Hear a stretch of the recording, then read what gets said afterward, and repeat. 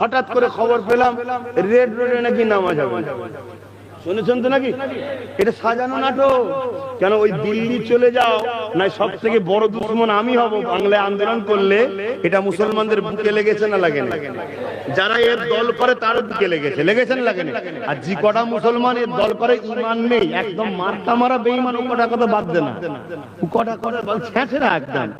কিন্তু অনেক ভালো মুসলমান আছে দল করতেই করে, অত বোঝে না মানুষ আছে না? নাই অন্য কাজ শুনে করবেই বা করে অনেকে, ঠিক না? ঠিক আইএসএফ তো নতুন নতুন হয়েছে তো অনেকে করে, কিন্তু এই কথাটা বলার পরে কিন্তু প্রত্যেকটা ইমানদার মুসলমানের দিলে কিন্তু ব্যথা লেগে গেছে। দল যারা এত বড় কথা বললেন, আপনি বলতে পারতেন যে আন্দোলনটা যে রাজ্য কেন্দ্র সরকার যখন করেছে, আমার রাজ্যে করছো করো, রাজ্যের জন্য ক্ষতি না হয়, লোকজনের ডিস্টার্ব না হয়, এটা বলতে পারতেন, ঠিক না বেটি?